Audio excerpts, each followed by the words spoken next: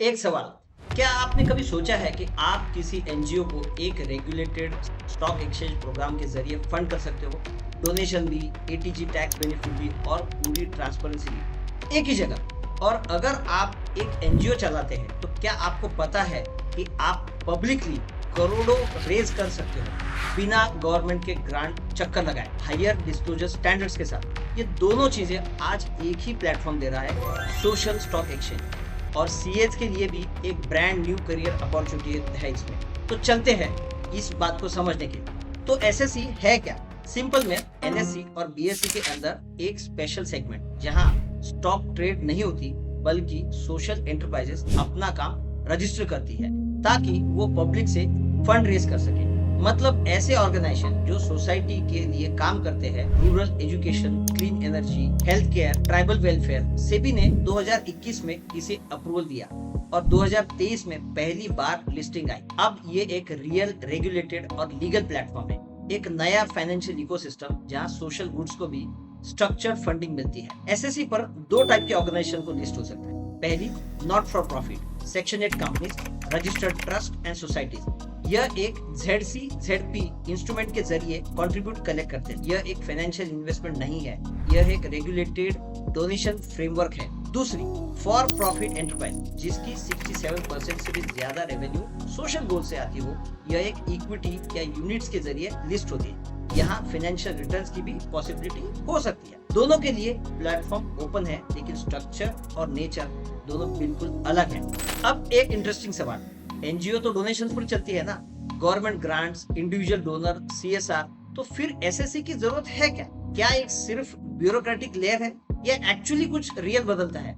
NGO के लिए NGO founder और ट्रस्टीज यह जवाब सुनना जरूर पसंद करेंगे। पहला और सबसे बड़ा फायदा, स्ट्रक्चर्ड फंड रेजिंग। अब तक एनजीओ क्या करती थी? या तो डोर टू डोर डोनर ढूंढो, या गवर्नमेंट के चक्कर लगाओ, या कॉर्पोरेट से सीएसआर मांगो। एसएससी के जरिए आप पब्लिक से ZC/ZP इंस्ट्रूमेंट के जरिए कंट्रीब्यूशन कलेक्ट कर सकते हो, एक रेगुलेटेड ट्रांसपेरेंट फ्रेमवर्क में। मतलब एक टीचर, एक डॉक्टर, एक बिजनेसमैन, कोई भी आपके कॉज को फंड कर सकता है। फंडिंग के सोर्सेस डाइवर्सिफाई हो सकते हैं, डिपेंडेंसी कम हो सकती है। यह एक जेन्युइन नया चैनल है। दूसरा फायदा, क्रेडिबिलिटी और गवर्नेंस सिग्नल। इंडिया में 3 मिलियन से ज्यादा एनजीओज हैं। डोनर्स कंफ्यूज होते हैं, कौन सी जेन्युइन है? एसएससी पर लिस्टेड होना मतलब सेबी रेगुलेटेड प्लेटफॉर्म पर आना, यह एक स्ट्रॉन्ग गवर्नेंस सिग्नल है। सीएसआर डिस्कशन में भी एसएससी के लिस्टिंग को एक पॉजिटिव फैक्टर हो सकता है। हालांकि सीएसआर फंडिंग की गारंटी नहीं है, वो एक कॉर्पोरेट डिसीजन पर डिपेंड करती है। फिर भी क्रेडिबिलिटी इस फील्ड में बहुत बड़ी चीज है। तीसरा फायदा, इम्पैक्ट रिपोर्टिंग का सिस्टमैटिक फ्रेमवर्क। बहुत एनजीओ बहुत अच्छा काम करने के बावजूद डॉक्यूमेंटेशन में बहुत वीक होती है। एसएससी पर लिस्टेड होने पर आपको स्ट्रक्चर्ड एनुअल इम्पैक्ट रिपोर्ट बनानी पड़ती है, स्टैंडर्डाइजेशन फॉर्मेट में। यह आपकी ऑर्गेनाइजेशन को इंटरनली एक डेटा ड्रिवन बनाता है, और जब भी हार्ड इम्पैक्ट डेटा होगा तो डोनर, कॉर्पोरेट्स और ट्रस्टीज को कन्विंस करना काफी ज्यादा इजी हो जाता है। एसएससी लिस्टिंग एक एक्सटर्नल डिसिप्लिन भी लाती है, और वो डिसिप्लिन आपके एनजीओ को प्रोफेशनली नेक्स्ट लेवल पर ले जाने के लिए बहुत काम आती है। बेनिफिट सुन के एक्साइटमेंट आई ना? लेकिन अब सबसे इंपॉर्टेंट पार्ट, एलिजिबिलिटी। क्या आपकी एनजीओ, ट्रस्ट या सेक्शन 8 कंपनी एसएससी के लिए रेडी है?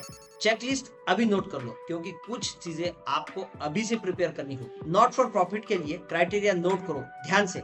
पहला, लीगल स्ट्रक्चर, सेक्शन 8 कंपनी या रजिस्टर्ड चैरिटेबल ट्रस्ट या रजिस्टर्ड सोसाइटी होनी चाहिए। दूसरा, registration, valid 12A registration compulsory है इनकम टैक्स एग्जम्पशन के लिए, और वैलिड 80J रजिस्ट्रेशन भी होना जरूरी है ताकि कंट्रीब्यूटर को टैक्स बेनिफिट एलिजिबल हो सके।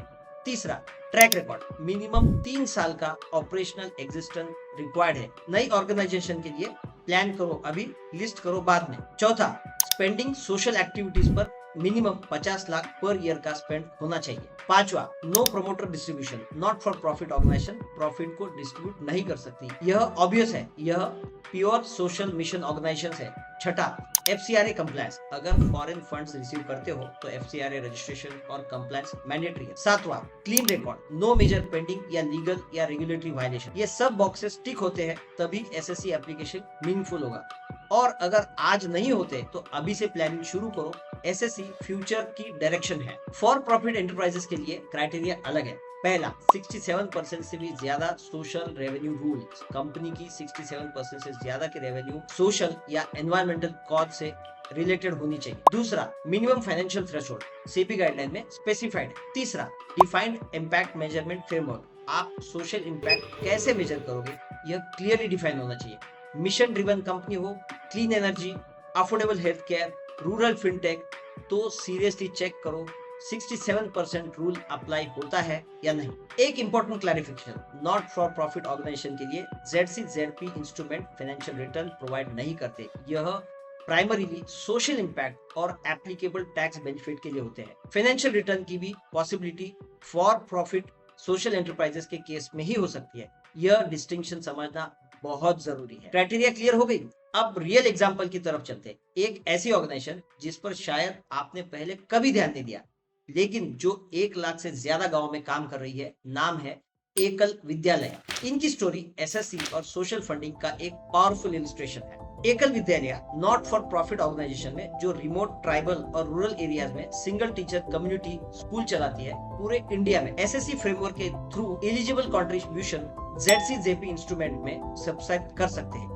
एटीजी के प्रोविजंस के अनुसार डिडक्शन क्लेम भी कर सकते हैं और पब्लिकली अवेलेबल इम्पैक्ट रिपोर्ट भी देख सकती है। किस स्टेट में, कितने स्कूल में, कितने बच्चों तक पैसा पहुंचा। ट्रांसपेरेंसी का एक नया लेवल, कोई भी रिपोर्ट देख सकता है और एकल जैसी ऑर्गेनाइजेशन के लिए कंट्रीब्यूशन का एक नया स्ट्रक्चर्ड चैनल खुलता है। यही एसएससी का रियल पावर है। और यहाँ आता है एसएससी का सबसे powerful feature, mandatory social audit. हर लिस्टेड ऑर्गेनाइजेशन को सर्टिफाइड सोशल ऑडिटर से एनुअल ऑडिट करवाना कंपलसरी है। ऑडिटर्स वेरीफाई करता है क्या क्लेम्स किए वो एक्चुअली किए, कितने लोगों की जिंदगी बदली, पैसा सही जगह पर गया। यह report publicly BSE NSE portal पर अवेलेबल होती है, कोई भी देख सकता है। यह हायर ट्रांसपेरेंसी और डिस्क्लोजर स्टैंडर्ड्स है जो पहले इस स्पेस में प्रैक्टिकली एग्जिस्ट ही नहीं करते थे। और सीएस के लिए एक यह रियल अपॉर्चुनिटी है। ICAI ने सोशल ऑडिटर के लिए स्पेशल सर्टिफिकेशन लॉन्च किया है। आप सोशल ऑडिटर बन सकते हैं, एक कंप्लीटली न्यू प्रोफेशनल निश। जैसे एसएससी का इकोसिस्टम ग्रो करेगा, सोशल ऑडिटर की डिमांड भी बढ़ेगी। अर्ली मूवर्स को मैक्सिमम एडवांटेज मिलेगा। इस अपॉर्चुनिटी को सीरियसली लो, अभी एनरोल करो, फ्यूचर में एक नए रोल में एस्टैब्लिश हो जाओ। एनजीओ वाले समझ गए।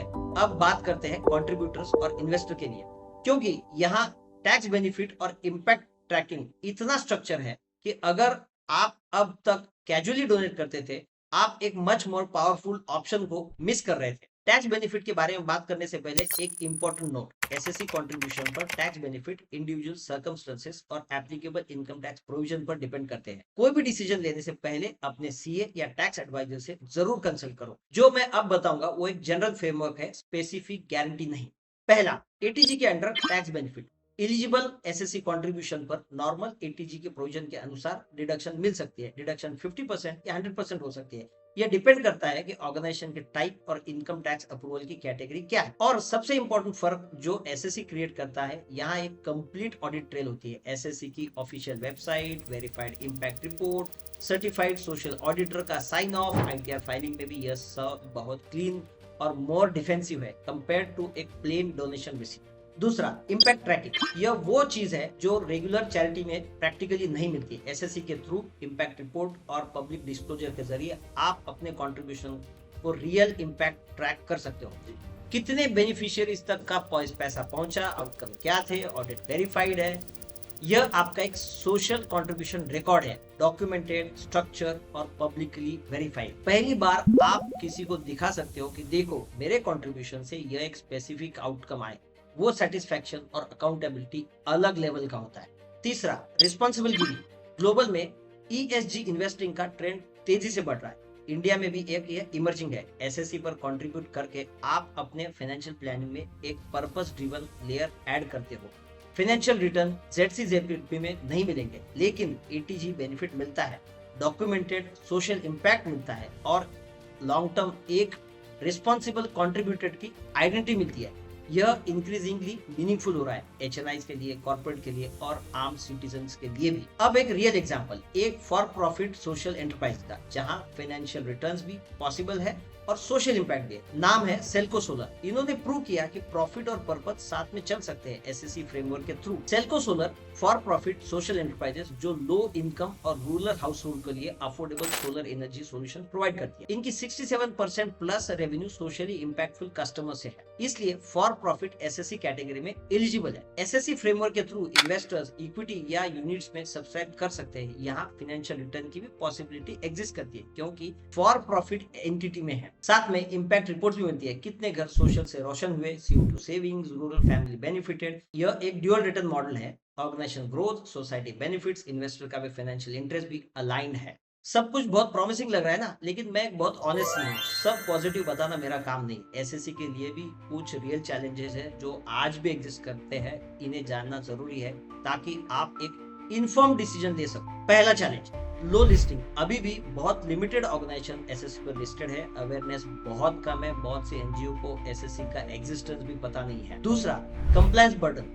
Annual impact report, social audit, सभी कंप्लायंस छोटी एनजीओ के लिए बहुत हैवी पड़ सकता है। तीसरा, इलिक्विडिटी। ZCJP इंस्ट्रूमेंट कोई भी सेकेंडरी मार्केट नहीं, कोई भी परमानेंट एग्जिट नहीं। जो कंट्रीब्यूट किया मैच्योरिटी तक लॉक्ड। चौथा, कंट्रीब्यूटर्स अवेयरनेस। जनरल पब्लिक में एसएससी के बारे में अवेयरनेस बहुत लो है, इसलिए ट्रैक्शन बहुत स्लो है। यह एक रियल बैरियर है, इन्हें इग्नोर बिल्कुल मत करना। लेकिन फ्यूचर प्रॉमिसिंग है। SEBI actively working on it.